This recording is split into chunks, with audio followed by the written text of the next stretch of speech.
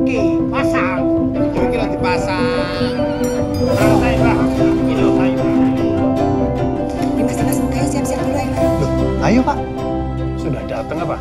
Tolong ya Mbak Kirana, jangan check in ke losmen ini lagi. Nanti dikira losmen ini penampungan istri yang cekcok sama suaminya. Oke, Sobat WK. Sekarang saya ketemu sama Om Ucus sama Pok Odi yang sedang promo film Losmen Bubroto di bioskop Empire X1 di Jogja. Nah, film Losmen Bubroto akan tayang di bioskop perdana di seluruh bioskop Indonesia mulai 18 November 2021. Om Ucus sama Bang Modis setelah nonton, pasti udah nonton ya, seperti apa komentarnya, terkejutkah dengan filmnya, puaskah, ada yang kurang barangkali? Iya, saya sangat terkejut karena filmnya bagus sekali. Saya setuju. Itu kejutan pertama, di luar ekspektasi saya tentunya. Saya nggak nyangka akan jadi sebegini kuatnya, nilainya kayaknya sih kalau dinilai itu mungkin berapa? Nggak tahu kalau 10. Kalau lihat Om Ucus main udah kayak gak acting, benar-benar natural, sama kayak Bang Modi. Semua castingnya saya pikir kuat karena saya bilang berapa kali sama ibu bahwa kekuatan film ini salah satunya adalah ensemble pemain. Iya. Kebersamaan pemain, bagaimana mereka meramu karakternya, kemudian saling mengisi chemistry satu sama lain. Saya pikir itu kekuatan. Keberhasilan, kalau menurut saya, kalau bilang keberhasilan, bahwa film ini sangat jelas sekali bahwa faktor keluarga itu adalah segala-galanya. Kekuatan keluarga itu ternyata bisa menyelesaikan semua persoalan yang ada di dalam Losmen itu sendiri. Jadi lagi-lagi bahwa keluarga yang solid bisa menyelesaikan masalah. Kuncinya jagalah keluarga itu supaya solid, jagalah keluarga itu supaya bisa supaya bisa kuat walaupun ada hantaman apapun dari luar gitu ya. Dan itu sangat jelas sekali di Losmen ini. Saya pikir emosi yang ada di dalam Losmen ini saya pikir nggak jauh-jauh sama keluarga si penontonnya nantinya. Jadi mereka bisa merasakan atmosfer yang sama ini dengan keluarga mereka. Kalau mereka mau memperbandingkan juga saya pikir kurang lebih mereka pernah merasakan hal-hal yang serupa di Losmen. Itu yang saya rasakan selama ini. Nggak tahu kalau Ibu Broto, saya pikir waktu pertama kali nonton aku nggak bisa ngomong apa-apa, aku nggak nemu kata gitu. Ditanya sama produser tuh, gimana Bu? Aku nggak bisa ngomong gitu, nggak bisa, nggak tahu, nggak ketemu gitu. Tapi pas setelah nonton kedua kalinya pada saat premiere, aku baru ngeliat wah ini indah sekali dan apa ya, Merasa keluar dari zona nyaman gitu barangkali kok kan selama ini image-nya. iya, saya bersyukur banget ketiga produser saya kok bisa percaya gitu ngasih karakter Bubroto ke saya gitu dengan segala perbedaan dari yang Bubroto dulu ya. Itu kan yang jadi salah satu kekhawatiran dari teman-teman rekan media yang bertanya gitu, apakah mampu gitu. Tapi saya punya 3 bodyguard. Ini 1 bodyguardnya, terus 2 sutradara saya. Jadi Bapak senang sih gitu. Memang seperti yang tadi Bapak bilang, masing-masing cast tuh punya tugasnya masing-masing untuk memberikan nuansa dalam film ini gitu. Dan masing-masing ini mempresentasikan karakter-karakter dalam kehidupan nyata gitu, yang merasa memang aku si anak nomor 1, aku si Sri, aku ya bapaknya, aku ibunya gitu. Jadi pada saat aku membaca komentar-komentar tuh memang tersentuh sih. Mereka paham betul gitu apa yang disampaikan. Dan aku bahagia banget bahwa orang-orang atau penonton tuh melihat Bubroto segalak itu karena memang dia ada latar belakangnya. Bubroto galak katanya. Di Instagramnya Maudi itu katanya kata putranya Mbak Maudi itu karena sering memarahi putranya itu jadi muncul emosi galak itu. Apakah demikian? Iya, kata anakku, mama bisa acting kayak gitu karena sering marah-marah sama aku kan. Jadi aku acting coachnya mama kan. I train you to be Bung Doto katanya gitu.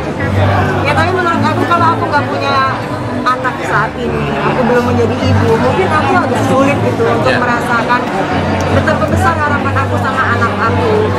Betapa impian-impian aku melihat anakku mampu, dia bisa nih meraih masa depan yang cemerlang gitu, tapi ternyata tidak gitu. Betapa kecewanya dan beratnya dan rasanya hancurnya hatinya ibu tuh aku bisa membaca itu. Jadi ya benar, anakku memang ada andilnya di situ.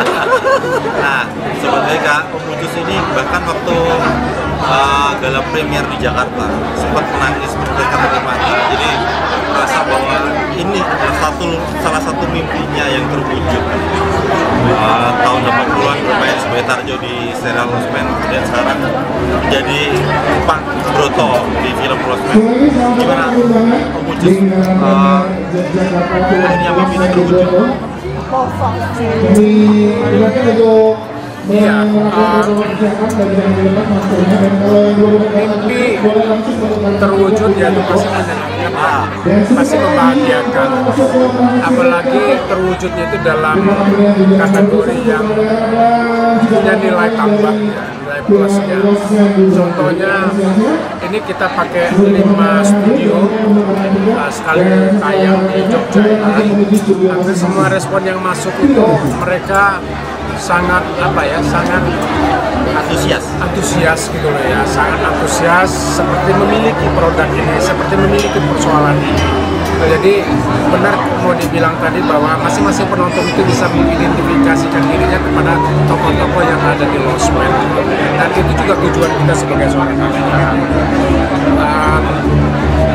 Film ini membuat kebahagiaan tersendiri buat pemain, terutama saya khususnya gitu loh ya. Nggak tahu, saya benar-benar excited dengan produk kali ini.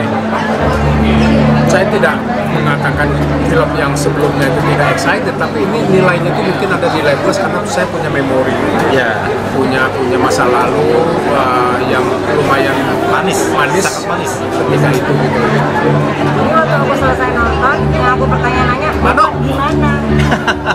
Karena aku tahu kan, dari sejak persiapan tuh Bapak punya ikatan emosional kan, punya harapan terhadap film ini gitu kan, kayak salah satu cita-citanya Bapak kan. Jadi aku, sebagaimana Bapak menjadi karakter Doto, aku juga ingin supaya Bapak tuh happy dengan hasil ini. Jadi pertanyaan Bapak gimana? Gitu. Bapak bilang, oh kayak gini-gini aja. Salah satunya yang aku ikut happy kalau Bapak happy. Ada nggak respon dari orang dekat untuk Pemutus atau barangkali sudah muncul komentar dari warganet tentang film ini sekalipun belum tayang di bioskop? Komentar yang masuk dari semua undangan buat teman-teman atau kolega kayak gitu, hampir semua mereka itu membahas, bukan cuma komentar, oh keren filmnya, kok bagus sekali, enggak, tapi lebih dalam mereka bisa membahas scene by scene, struktur by struktur, sampai menit by menit, dan akhirnya mereka itu punya favorit scene, yang mana scene mana yang mereka gandrungi.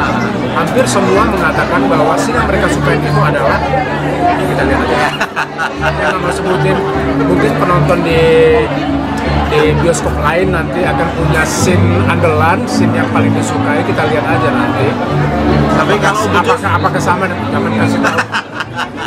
Nggak boleh spoiler. Tapi scene by scene-nya bisa diresapi, bisa dihayati, dan akhirnya mereka jatuh cinta dengan scene by scene-nya gitu. Nggak cuma ceritanya, tapi scene by scene-nya. Jadi perhatian mereka tuh nggak cuma dalam the whole story, tapi lebih kepada detail, termasuk kebayanya, termasuk set-nya, termasuk aksesoris dan segala macam. Semua dikomentarin loh. Oh ya, Termasuk sanggul. Sanggul dikomentarin, kebaya, kain, apa ya Pak? Itu tuh setelah muncul ini, temen aku tuh kirim ke aku ke Bapak panjang gitu. Kayak wartawan komentar, kayak bikin resensi. Ke saya juga kayak gitu. Jadi itu yang menyenangkan.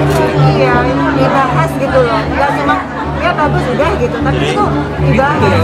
Juga jadi masukan ya buat Iya, artinya proses kreatif kita itu mereka bisa mengerti, Iya. bisa mereka mengerti dan paham perjuangan aktor seperti apa, perjuangan teman-teman yang lain seperti apa, mereka paham dan itu yang buat menyenangkan buat kita. Oke, Sobat Wika, karena padat jadwalnya Konghucu sama Pak Modi, kapan kita lanjutin ngobrolnya. Jangan lupa tonton Losmen Broto mulai 18 November 2021 di seluruh bioskop Indonesia. Thank you, terima kasih.